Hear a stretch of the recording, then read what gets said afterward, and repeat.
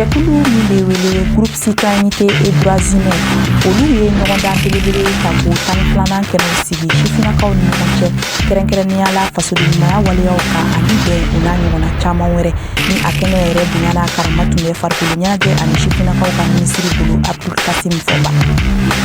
O kɔfɛ an bɛ taa Korofina dolanci kɛnɛba kan Bamako sigida fɔlɔ kɔnɔna na bagan sugulonba dɔ kɛnɛ dayɛlɛla yen nɔ ka bɛn ni février kalo tile kale tɛmɛnen san 2025 ko min ma foire Famasan ni a kɛnɛ dayɛlɛn baaraw tun seriyalen don alisilamɛya dɛmɛtɔn Ansaru ɲɛjɔyɔrɔ fɛ an fa n'an karamɔgɔ Aseyidi Sherif Usman Madan Haidara.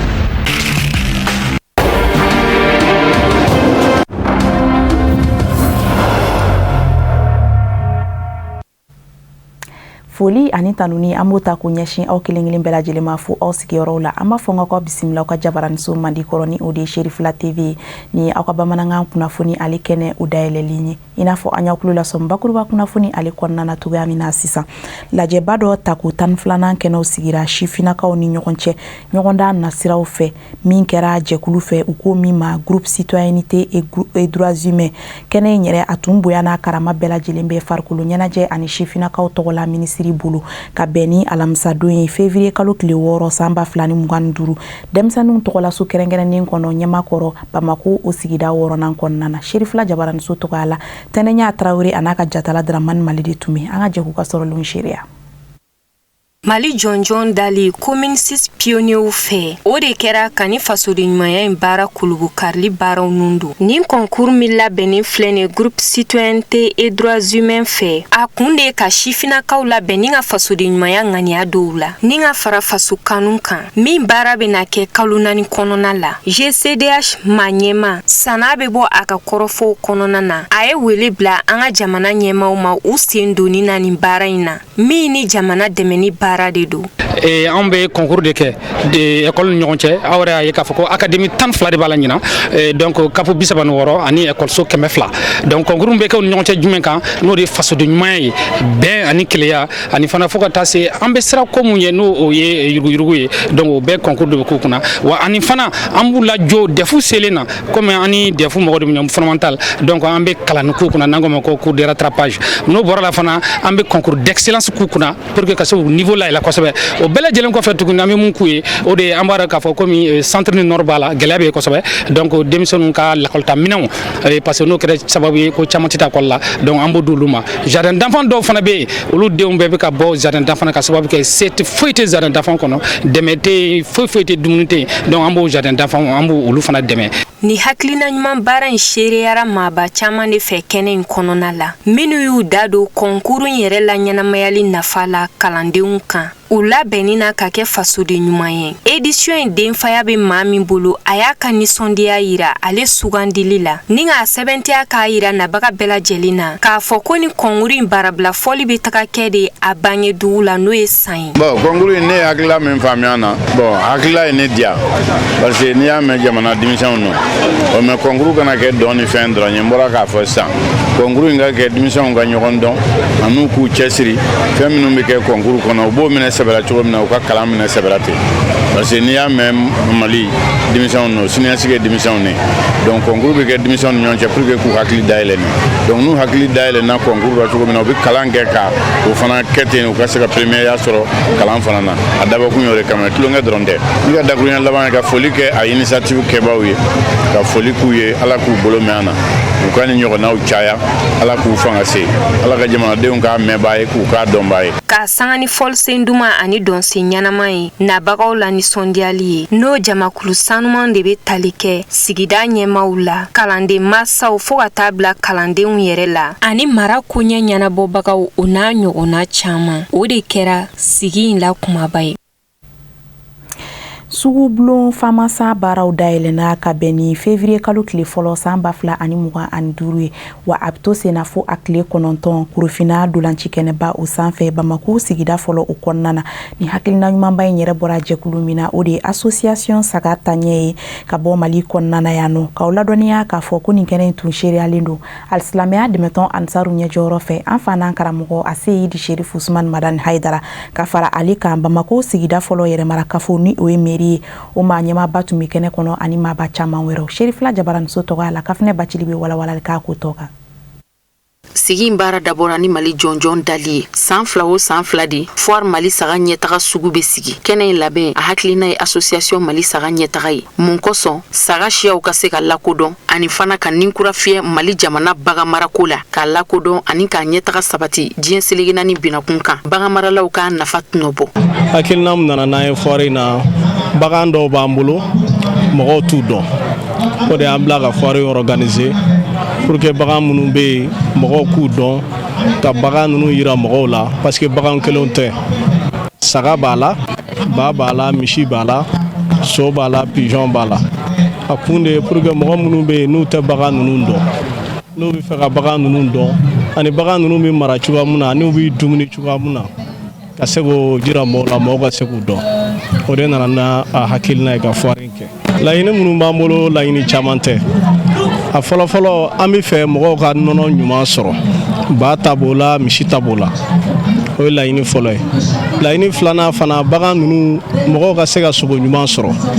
Pour que ka se ka sogo da jigin, bɛɛ ka se ka sogo ɲuman sɔrɔ a prix daduma fana na. O y'an ka laɲini filanan ye. Fama Santa ko naaninan kɛnɛ kan ni o ye Foire Mali saga ɲɛtaga ye. Mɔgɔba caman de nana i sen jɔ. Bamako sigida fɔlɔ yɛrɛmarakafo ɲɛmɔgɔ Alisilamɛya dɛmɛtɔ Ansaru ɲɛjɔyɔrɔ an fana karamɔgɔ Aseyid Sherif Usman Madani Haidara dɛmɛbagaw bagan maralaw ani maaba welelen caman wɛrɛw. Bagan mara ye fɛn belebele de Mali kɔnɔ. N'i ye Mali jamana ta k'a lajɛ ka foyerw ta foyer minnu dayirimɛ sirilen don bagan mara la surtout bagan misɛnninw i b'a fɔ ba i b'a fɔ saga kana se fo sɛw ni kɔnɔw ma o de ka ca. A ka gɛlɛn Mali sanu o ka briller malien bɛɛ ye mais bagan mara filɛ nin n'a taara bala a ka ca Ala fɛ Mali foyer kelen-kelenna bɛɛ bɛ a nafa sɔrɔ. Donc mɛ ni pipitiri kɛ occasion ye ka an ka autorité interpeller u k'u hakili to ni bagan marala ninnu na minnu bɛ ni sagasi ninnu ka saga lamɔ fo ka a ka se ka nin taille ni bonya sɔrɔ pour que u ka se k'u ka bagan dumuni sɔrɔ nɔgɔya la ani ni feere wagati fana sera u ka se ka bɔ ni baganw ye ka t'u feere kɔkanna na nɔgɔya fana na. Donc an bɛ autorité interpeller fana u ka dumuni ko fan fɛ parce que bagan dumuni gɛlɛyalen don bi Mali kɔnɔ kosɛbɛ. Donc fɛn min b'a to u bɛ se ka bagan dumuni nɔgɔya ka se ka accessibilité a ka se ka sɔrɔ nɔgɔya fana na pour que u ka laɲiniw ka se ka sabati. Donc tɛ bɛɛ kuma la n bɛ association Famasa fo kosɛbɛ k'a f'u ɲɛna Ala k'u bolo mɛn baara la san o san an ka jɔni kɛnɛ kan. Foire Mali saga ɲɛtaga baara nun do kɛnɛ kɔnɔ saga suguya caman de bɔra ka jira jama la. Bagan minnu bɛ standuw kɔrɔ olu fana lajɛra wa nin kɛra sigitɔ la k'a diya ni sorofe kɔnɔw ka seko n'u ka dɔnko jirali ye kɛnɛ kan. An b'aw hakili jigin k'a fɔ Foire Mali saga ɲɛtaga sugu a daw yɛlɛnna février kalo tile fɔlɔ wa a bɛ to senna k'a datugu ka bɛn février kalo tile 9 ma. Kunnafoni nasira wɛrɛw fɛ Alisilamɛya dɛmɛtɔ Ansaru ɲɛjɔyɔrɔ an fana karamɔgɔ Aseyid Sherif Usman Madani Haidara a ye dɔgɔtɔrɔso Sherifula ma ɲɛmaw bisimila ka bɔ Mali fan caman o kɔnɔna na. An b'aw ladɔnniya k'a fɔ ko sigi in yɛrɛ kɛra a ka so Bangɔni Janginɛbugula Bamako sigida fɔlɔ o kɔnɔna na. Abdul Karim Sako ale bɛ ɲɛfɔli k'an ye kunnafoni in tɔ kan. Centre de santé Sherifula a baarakɛlaw ye u sen bɔ o kɔrɔ ka taa u ɲɛ da an karamɔgɔ kan Aseyid Sherif Usman Madani Haidara. Ka sabu kɛ u ye sigiba dɔ kɛ u ni ɲɔgɔn cɛ kabini centre de santé Sherifula a ɲɛmɔgɔw ka taa se a baarakɛlaw ma ani comité de gestion u ye sigi dɔ kɛ u ni ɲɔgɔn cɛ hakilina falen kama baara taabolo ɲuman ani baara bɛ se ka sabati u bolo cogo min na u ni hakilinaba minnu bɔra o baaraw kɔnɔna na u taara o kɔmasegi ɲɛfɔ an karamɔgɔ ye ka laban ka dugawu don ani bilasiraliw ɲini a fɛ. An bɛ don min na i ko bi Mali dugukolo sanfɛ centre de santé Sherifula o 25 bɛ Mali kɔnɔ wa caman fana bɛ senna minnu baaraw ma ban. Délégation y'a yira k'a fɔ a nimisi wasalen bɔra an karamɔgɔ yɔrɔ ni kɛnɛ in ka baw karamɔgɔ ye u bisimila bonya ani nisɔndiya kɔnɔ wa u nana bilasiraliw minnu ɲini a fɛ u y'o sɔrɔ ka fara dugawu fana kan. A su in na an bɛ Sherifula yan basi wɛrɛ tɛ centre de santé minnu bɛ n'o ye centre de santé Sherifula ye olu fɛn o fɛn bɛ Mali kɔnɔ an tun ye ɲɔgɔn wele ka na jɛrɛba dɔw kɛ walasa ka hakilila falen-falenw kɛ ani ɲɔgɔn bilasiraw. O de an nana o compte rendu de kɛ o sazi ye inshallah o de ye an ka présence ye su in na yan nɔ ani dugawu ɲini baara in bɛ se ka ɲɛ an bolo cogo min. Ola an bɔra ka sigiba min kɛ a bɛ tali kɛ an ka centre de santé ninnu o fonctionnement kan n'o y'u labaara cogo ye. Ola ani dɔgɔtɔrɔw ni an ka comité de gestion cɛla ani tɔn yɛrɛ ka sira ani baarada in bɛ se ka ɲɛ cogo min na ɲɔgɔn bilasira minnu b'o kɔnɔna na an ye nin formation in kɛ ka a kɛ ni o ye walasa an bɛ se ka karamɔgɔ yɛrɛ kungilenna o ye min ye dɔgɔtɔrɔso ninnu na o bɛ se ka sabati cogo min an bɛ don min na i ko bi centre de santé Chirifula 25 o de bɛ Mali kɔnɔ. A fɔlɔ n'o ye min ye Bamakɔ ta ye ale y'a fɔlɔ ye dɔ bɛ Ɲewuleni ani Foroko ani Kɔbada ani Joro Joromara yɔrɔ dugu dɔ bɛ yen ko Sɔngolo dɔ bɛ yen ani Nanɔgɔ dɔ bɛ yen dɔ bɛ Farakɔ dɔ bɛ Sanakɔrɔ ani dugu dɔ bɛ yen ko Gofiɲɛ dɔ bɛ yen dɔ bɛ Yolo dɔ bɛ Falo dɔ bɛ Miena ani Pegena ani Konsegela Kucala Bensoba Lobugula Bugula n'o ye Fakola mara ye ani Fakola dugu yɛrɛ kɔnɔ ani Congi n'ale bɛ Kajana fɛ ani Nangalaso ani Koloso ani Tamani n'o ye karamɔgɔ yɛrɛ ka dugu ye ani dugu dɔ bɛ yen ko Kilikele ka bɔ Kɔlɛnjɛba mara la nin de ye 25 ye ani dɔw bɛ sira fɛ chantier la olu ko ma ban fɔlɔ inshallah nka an nana lajɛ kɛ ni o sira de an bɛ Ala tanu ka Ala wale ɲuman dɔn centre de santé ninnu bɛɛ ka baara senfɛ an bɛ ka ye ɲɛtaga b'a la ɲɛtagaw bɛ yen ka sababu kɛ u sigikun ye o bɛ ka nafa min ɲa ani a bɛ ka nafa min ɲa banabaatɔw ye population ye voilà ni population wasara o de ye an ka ɲɛtaga ye o la o nisɔndiya kɔni bɛ a la n'i y'a ta globalement an b'a fɔ alhamdulilayi mɔgɔw bi wasa ni an ka baaraw ye min kɛra o ye nisɔndiyabɔ ko ba ye bawo karamɔgɔ ye a dabɔ o de kama fantanw ani dɛsɛbagatɔw an bɛɛ lajɛlen ka se ka dɛmɛ don u ma jɛlenya kɔnɔna na wale min bɛ yen ka ɲɛsin an ka clients ma n'o ye banabaatɔ ye mɔgɔ minnu bi centre de santé Chirifulaw fréquenter o la an bɛ bɛɛ lajɛlen ka bila la o la hadamaden mana kɛ cogo cogo mɔgɔw ma dafa ni fɛn minnu yera an ka baaraw kɔnɔna na ko olu yɛrɛ y'o jateminɛ fiɲɛko ye u bɛ se ka gɛrɛ an na o la bilasiraliw b'a la hakili falenw b'a la a ka ca Ala fɛ o b'i wolo fɛn ɲuman na min bɛ an taga ɲɛfɛ Ala sɔnna an b'i bɛɛ lajɛlen ka bila la. A baaraw kun cɛra n'a karamɔgɔ ka dɔgɔdon ye ni ka kun cɛ ni jata ye n'o ye photo de famille ye.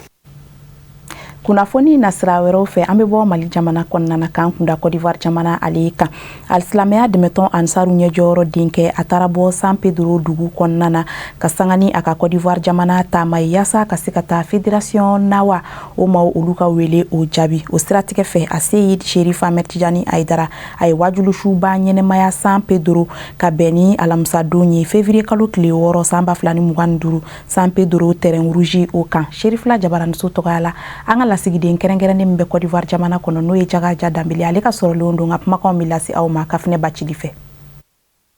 Taama bere min tara alisilamɛya dɛmɛtɔ Ansaru ɲɛjɔyɔrɔ denkɛ fɛ an karamɔgɔ a Seyid Sherif Ahmed Tijani Haidara ka Côte d'Ivoire jamana magɛn ka taa Ansaru ka wele jaabi ka bɔ fédération de la Nawa kɔnɔ a munumunu salo dugu ni ɲɔgɔn cɛ walasa ka dali masa ka silamɛya diinɛ lase a bi senna ka sanga ni baara bolo dalenw cogoya ye. Tournée in kɔnɔ fédération Ansardine de la Nawa a ye su kelen di fédération de San Pedro ma ye Ansaru ni kanuɲɔgɔnw u ni karamɔgɔ Haidara ka golokansigi bi se ka sigi kɛnɛ kelen kɔnɔ cogo min a k'u baro ɲɔgɔnya alisilamɛya diinɛ kan ka cɛkɔrɔba ɲɛnafin bɔ sigi in wasara bari fédération de San Pedro a section 8 ka fara a sous-section 54 kan a bɛɛ lajɛlen de wulikajɔ ni cɛsiriw caya waasa ka n'u ka kanu ani layiduw kurakuraya Zamzamiyu denkɛ ɲɛkɔrɔ. N bɛ Ala fo ka waleɲuman dɔn an b'a fɔ n ko kunbɛli ni tiɲɛ yɛrɛ la an tele dama dama de bɛ nin an bɛ ka kunbɛli nin labɛn an y'an ka mara bɛɛ mobiliser donc depuis tile 3 kɔnɔ an bɛ baara la bon vraiment an y'an ka autorité dugu ɲɛmɔgɔ bɛɛ bɔ a kalama pour que Cherifu doli an fɛ a ka se ka ɲɛ cogo min o de la y'a ye bɛɛ lajɛlen bɔra San Pedro kɔnɔ vraiment pour que kunbɛli nin ka se ka kɛ an sago ye. I b'a dɔn an San Pedro kaw vraiment an mako bɛ karamɔgɔ ka duwawu la parce que ni duwawu tɛ foyi tɛ se ka ɲɛnabɔ. Nisɔndiya bonyana ma bari mɔgɔ min bɛ waju da wajuli keba ale yɛrɛ ka dɔnni ni a ka jogo ani yɛrɛ kɛwale o de b'a to wajuli bɛ se ka dusukun nafa donc mɔgɔ o mɔgɔ bɛ a bɛɛ lajɛlen nisɔndiyalen don b'a dɔn ko dɔnnikɛla bɛ ka kuma a bɛ nɔbɔ dusukun fana na. Nisɔndiya tun ye dusukun ani farikolo labɔ k'a ye k'a fɔ kira mɔden sanuma alisilamɛya dɛmɛtɔ ansaru ɲɛjɔyɔrɔ den Seyida Sherifa Ahmed Tijani Haidara ka ye olu cɛma ka na sen jɔ u ka dugukolo kan k'o tɛ kɛ foyi ye ni hɛrɛ ni barika tɛ. O kama u ma sɔn waati in ka tɛmɛ ten. Fédération de San Pedro Ansaru u y'u ŋaniya da shirifukɛ kulo kan k'a ɲini a fɛ a ka duwawu kɛ u ye hamiw kelen kelen dilanni na fo ka se tɔn yɛrɛ ka ɲɛtaa ma. Bɛ ala fo vraiment nisɔndiyalen don an fari funnen don vraiment ka sababu kɛ an ye Sɛki Ahmad Tijani Haidara ye ni waati an sigilen kun t'a kan vraiment tiɲɛ yɛrɛ la national sababu la an ye Sɛki Ahmad Tijani Haidara sɔrɔ ani an ka fédération Nawa vraiment ale kɛra sababu ye vraiment a nana tourner kɛ Subre mara kɔnɔ vraiment o ye su kelen di anw ma vraiment a kɛra nisɔndiya ye a kɛra farifoni ye.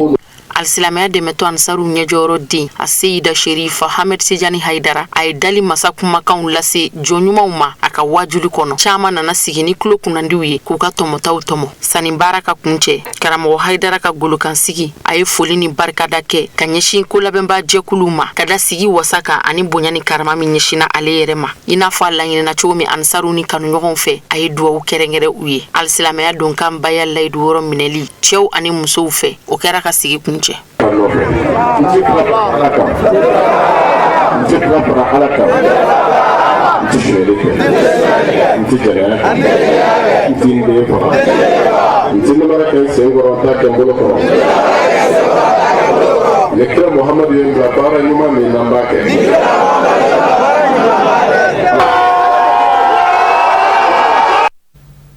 An bɛ to Côte d'Ivoire jamana kɔnɔ hali bi ka alisilamɛya dɛmɛtɔn ansaru ɲɛjɔyɔrɔ denkɛ wɛrɛ ale fana ka nɔbulaw ɲɛmada ni o bɛ tali kɛ Seyid Iba Haidara la ale n'a nɔfɛ jamakulu olu y'u kunda buna fila kan yaasa ka se ka taa wajulu su belebele ɲɛnamaya ni yɔrɔ kofɔlen in na ka sanga ni ye ansar tɔndenw olu fana ka wele hali bi Jakarija Dambele ni ale y'an ka lasigiden kɛrɛnkɛrɛnnen ye Côte d'Ivoire jamana kɔnɔ ale k'a nɔnabulaw don nka kumakanw bɛna lase aw ma Fatumata Kane fɛ.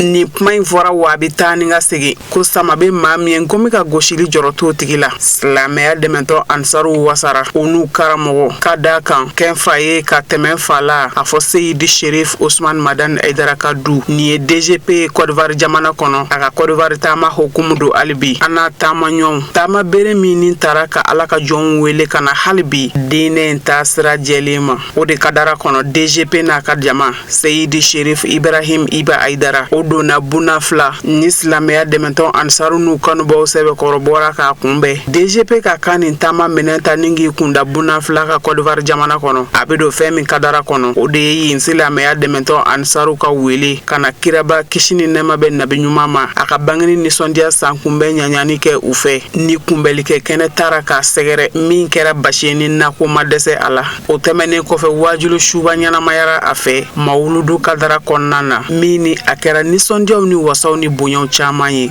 ansaru ka fɔra buna fila men ta ɲɔgɔnna a ma deli ka kɛ jubile la kɔni a ɲɔgɔnna ma kɛ fɔlɔ voilà sinon a siɲɛ fɔlɔ kɔni tɛ nin ye mais nin ɲɔgɔnna ma deli ka kɛ an fɛ yan an ka labɛn caman k'a la mais ɲinata kɔni vraiment toujours me revenir me sigi o kelen kan a ɲɔgɔnna ma deli ka kɛ an ka labɛn an seko bɛɛ k'a la pour que vraiment a ka tɛmɛ nin yɛrɛ kan mais an seko lo kɛra nin ye sinon an kɔni bɛ fɛ ka tɛmɛ nin kan yɛrɛ an fana bɛ dugawu kɛ bɛɛ ka segin hɛrɛ la an fana b'a ɲini ala fɛ karamɔgɔcɛ nana hɛrɛ la cogo min na a ka segin hɛrɛ la o cogo la an fana b'a ɲini a fɛ n'a segila an ka dugawu ba ye a fana ka dugawu k'an ye pour que san wɛrɛ kɔni ou bien san natɔw la vraiment a ka si kɔ ka na an fɛ an bɛna mawuludu k'an fɛ yan. ko n'i ye cɛ fɔ yɔrɔ min na i n'an balakaw k'o fɔ silamɛya dɛmɛtɔn ansaru musolakaw sɛbɛkɔrɔ bɔra ka na kɛnɛ in seereya ka nisɔndiya kan caman fɔ ka sanga ni Seyidi Sherif Iba Haidara ka nɔrɔ carini ye u ka dugu kɔnɔ. ala k'an jama fara kunya ala k'an haminanko nɔgɔya wala nisɔndiyaba le b'an bi ta ko bɛɛ de y'an bila an tun y'a se ɲini na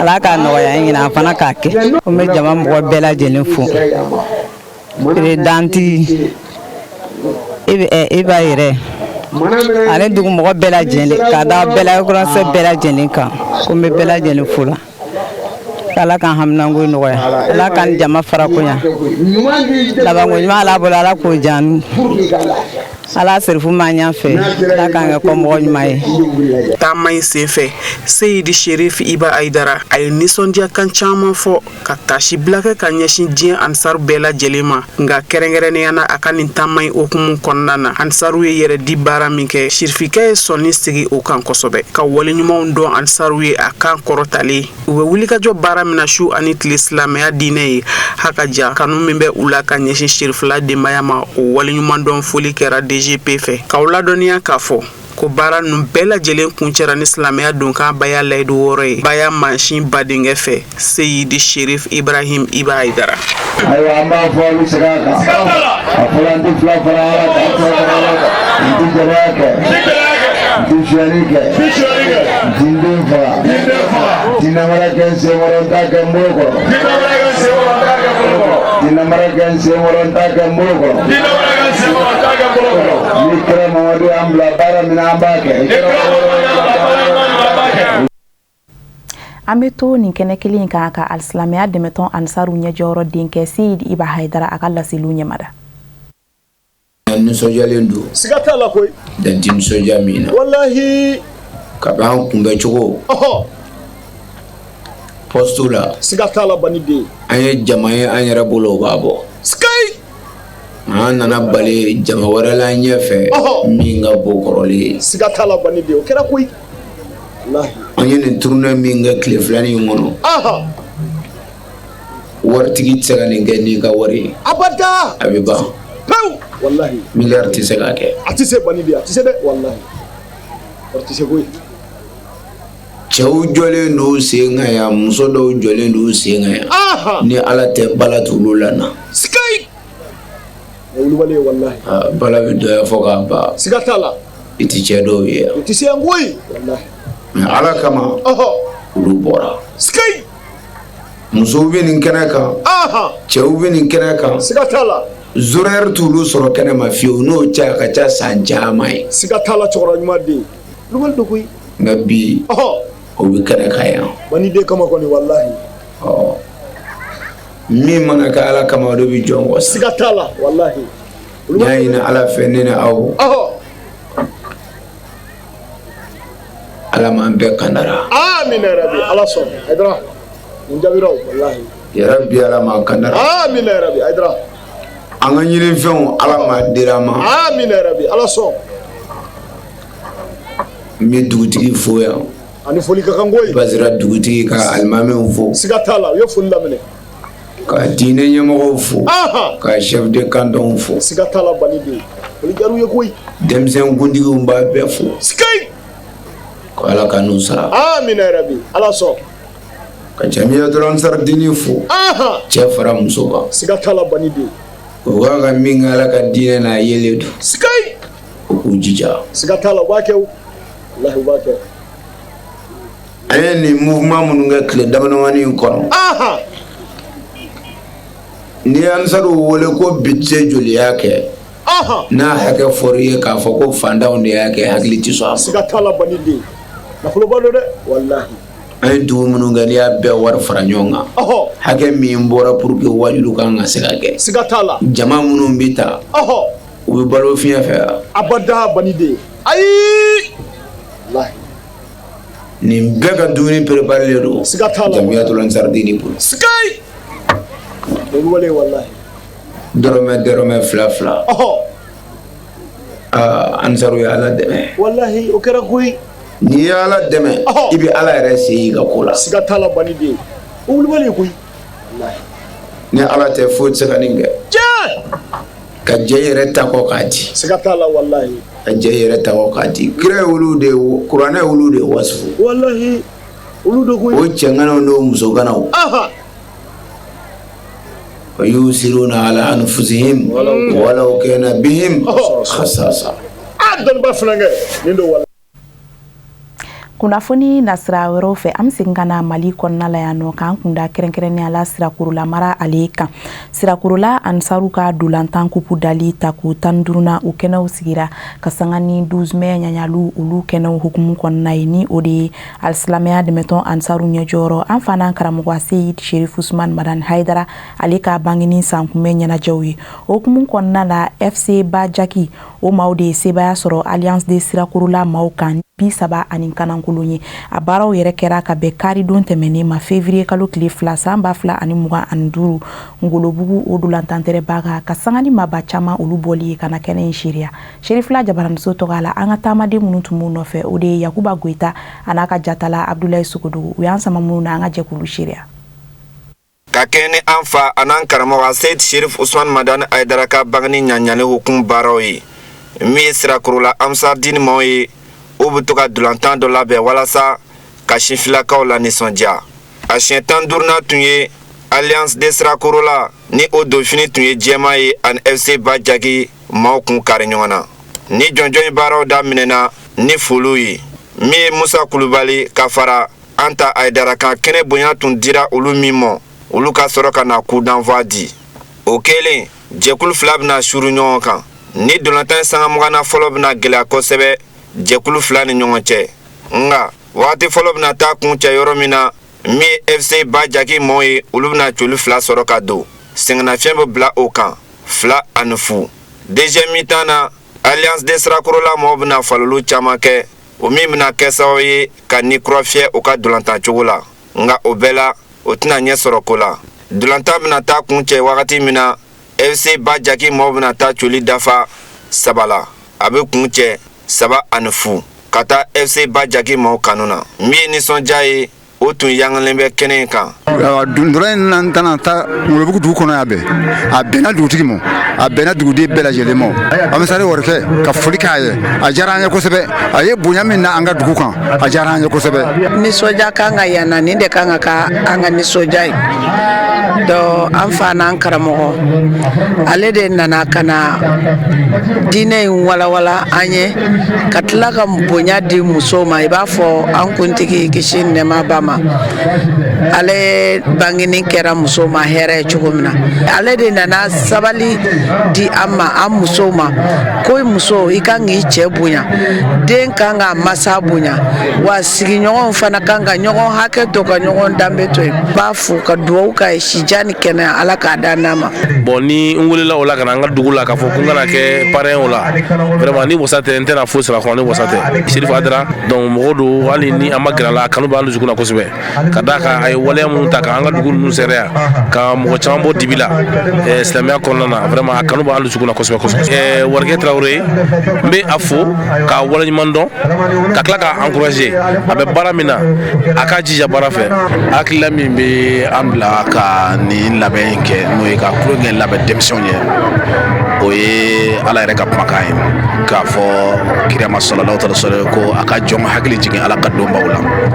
Bon an karamɔgɔ Sherif Usman Madani Haidara ale nali diɲɛ kɔnɔ o ye donba ye min a mɛn ka dogo tariku la diinɛ yɛrɛ mago bɛ nisɔndiya la bon bi n'i ko k'i ka bɛɛ fara ɲɔgɔn kan bɛɛ ka nisɔndiya la o ko foyi tɛ bi ni bɔlɔntan tɛ o la o tuma halisa an bɛ kɔse min d'u ma ka kɔrɔ n bɛ sago kelen de kan u k'u tigɛ di ɲɔgɔn ma ka bɛn an ye anniversaire sigi karamɔgɔ min ka ɲɛnamaya kama mɔgɔw ka Haidara yɛrɛ lajɛ ale wasara wajuli a ka ɲɛnamaya ta cogo ani halisa a bɛ cogo min n'a ka kumakan n'o sabatira jamana in bɛ lafiya. An ye parrain fana di min ma depuis n'an y'a daminɛ a ye fɛn k'an ye mɔgɔ si ma deli ka min kɛ. Meilleur buteur, meilleur entraîneur minnu dasira ani minnu yɛrɛ ye ɲinata sebaya ta domolu dira olu bɛɛ ma. Ni ne fana bɛ dansigi kɛ bi bamanankan kunnafoni sɔrɔlenw na minnu sera ka labɛn kunnafonidiso ɲɛmayaso fɛ ka bɛn ni sanga in ye ka se ka u da aw tulo kan an bɛ segin k'aw fo ko kura aw ka tulomajɔ a n'aw ka ɲɛmadali la ni ala ma basi kɛ n'a ye diɲɛ kuma wɛrɛw yira an na an bɛ segin ka ɲɔgɔn sɔrɔ ni kɛnɛ kelen kan ni waati kelen in na kunnafoniya wɛrɛ olu kɛnɛ kan yan n'olu cɛ aw k'an bɛn ala ka su wɛrɛ d'an bɛɛ lajɛlen ma.